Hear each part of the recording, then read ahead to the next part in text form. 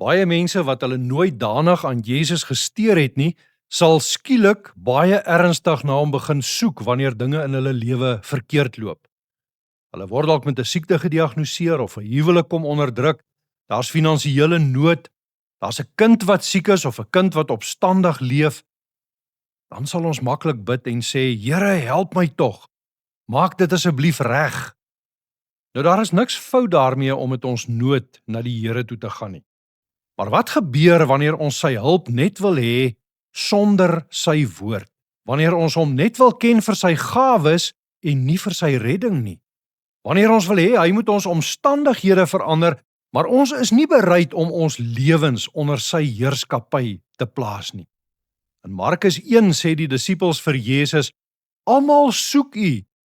Daar's hordes mense in nood wat na Jesus soek. Maar dan lees ons dat Jesus hulle ontduik en dat hy wegdraai na die stil dorpies toe. Hoekom?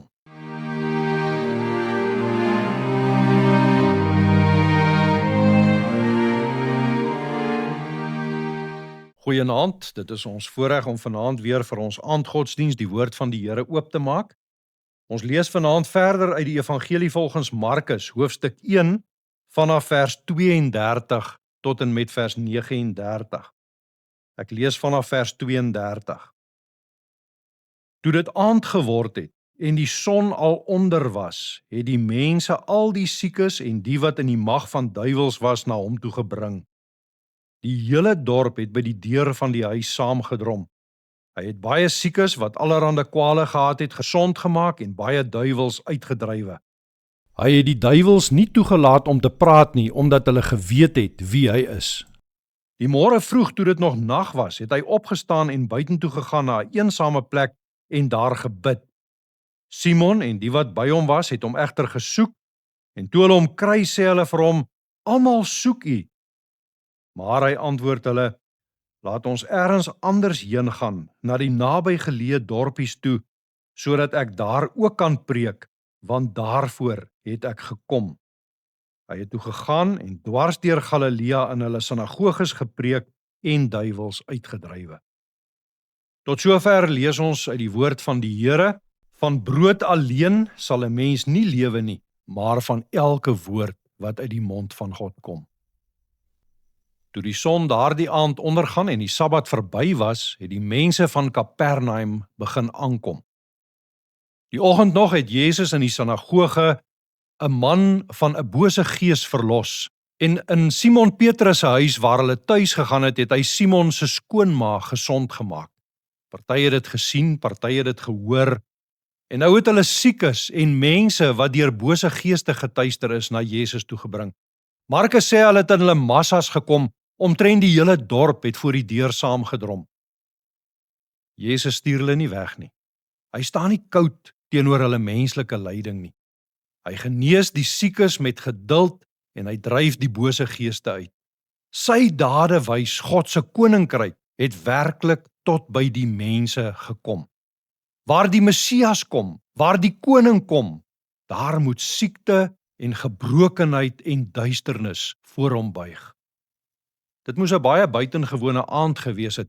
Mense wat moed verloor het skielik met nuwe hoop huis toe gegaan. Die hele dorp, die hele omgewing het oor Jesus gepraat. Maar die volgende oggend gebeur daar iets baie eienaardigs. Terwyl dit nog donker is, staan Jesus op, hy verlaat die huis en hy gaan na 'n eensame plek om daar te gaan bid.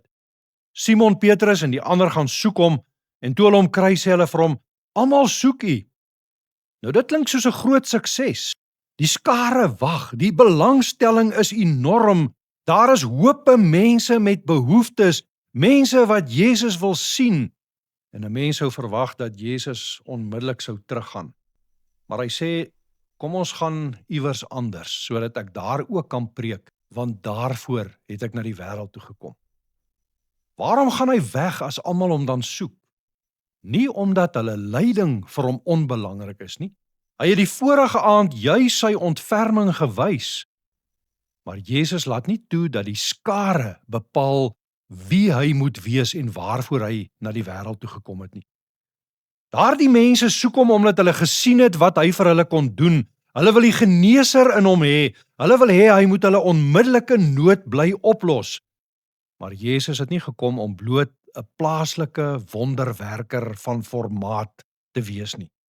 Sy genesings was net tekens van God se koninkryk. Dit het gewys dat hy, die beloofde koning, gekom het, dat siekte, dat die Satan, dat die dood nie die laaste sê oor ons lewens sal hê nie.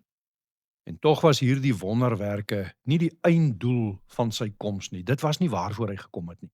Elke mens wat daardie aand genees is, sou later weer siek word. Elkeen sou uiteindelik sterf. Liggaamlike genesing alleen kon nie hulle diepste nood oplos nie. Ons diepste probleem is nie net dit wat rondom ons en in ons lewens verkeerd loop nie, dit is wat tussen ons en God verkeerd geloop het. Ons is sondaars, ons staan skuldig voor God. Ons het nie net verligting nodig nie, maar vergifnis. Ons het nie net beter omstandighede nodig nie, maar versoening met God. Nie net hulp in ons krisis nie, maar redding uit die skuld en uit die mag van die sonde. Daarom moet Jesus preek. Mense moet hoor dat God se koninkryk naby gekom het. Hulle moet dit glo, hulle moet hulle bekeer, hulle moet die evangelie glo. Hierdie gedeelte spreek sekerlik ook 'n gevaar in die kerk van ons tyd aan. Die werk van die kerk word vandag maklik verskraal tot liefdadigheid, tot maatskaplike opheffing, tot versorging van armes, tot die verligting van onderdrukking. Natuurlik moet die kerk mense in nood lief hê en versorg. Jesus het tog nie die lydendes by sy deur weggestuur nie. Christelike liefde wat geen oog vir honger en vir siekte en gebrokenheid het nie, is leeg. Maar ons moet baie mooi verstaan dat liefdadigheid self nie die evangelie is nie. Dit is die vrug van die evangelie.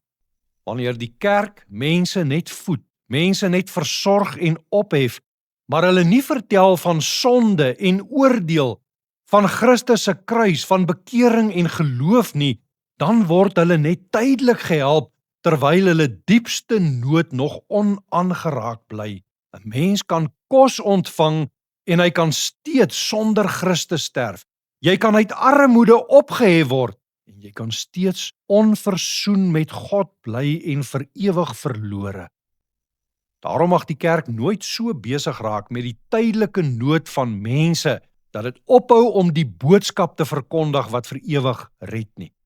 Toe Jesus moes kies tussen die tydelike nood van die mense wat na hom gesoek het en die ewige sonde nood van 'n menigte mense wat nog die evangelie moes hoor, het hy gekies om die evangelie te gaan verkondig. Hiermee vat Markus ons reguit na die kruis van Jesus toe. Daar sien ons waarvoor Jesus gekom het. Om sy lewe as 'n losprys te gee. Om die skuld van sondaar mense te dra. Om deur sy opstanding die mag van sonde en dood te verbreek. Ja, dit is reg, bring jou nood na Jesus toe. Bring jou daaglikse stryd en jou ellende na Jesus toe. Want hy gee om, maar moenie daar stop nie. Bring ook jou sonde. Luister ook na sy woord. Bekeer jou en glo die evangelie. Vertrou hom nie net vir dit waarmee hy jou nou en hier kan seën nie. Vertrou hom eerstens as redder uit jou sonde, nood en elende voor God. Die grootste genade wat Jesus aan ons kan bewys, is nie dat hy ons omstandighede kan verander nie.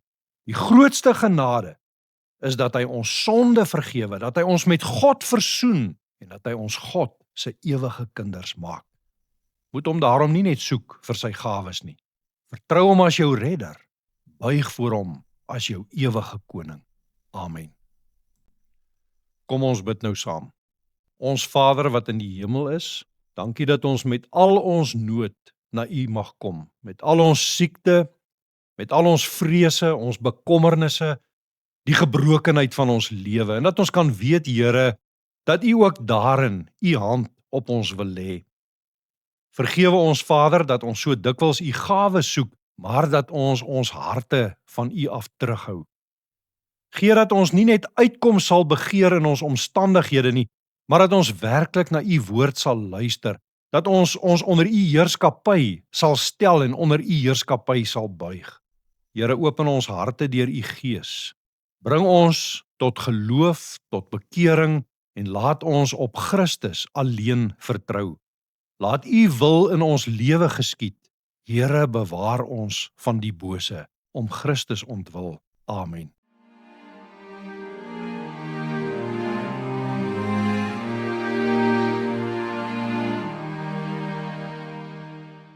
God se woord keer nooit leeg na hom terug nie. Hy gebruik dit om mense se harte en lewens te verander. Stuur daarom hierdie opname aan iemand wat vandag nodig het om die woord van die Here te hoor. Vir nog Bybelvoorlesings en skrifgebonde woordverkondiging, volg gerus Gelowig op Pad op Facebook of YouTube of sluit aan by die WhatsApp kanaal waarvoor die skakel hieronder gegee word. Tot 'n volgende keer, vrede vir jou.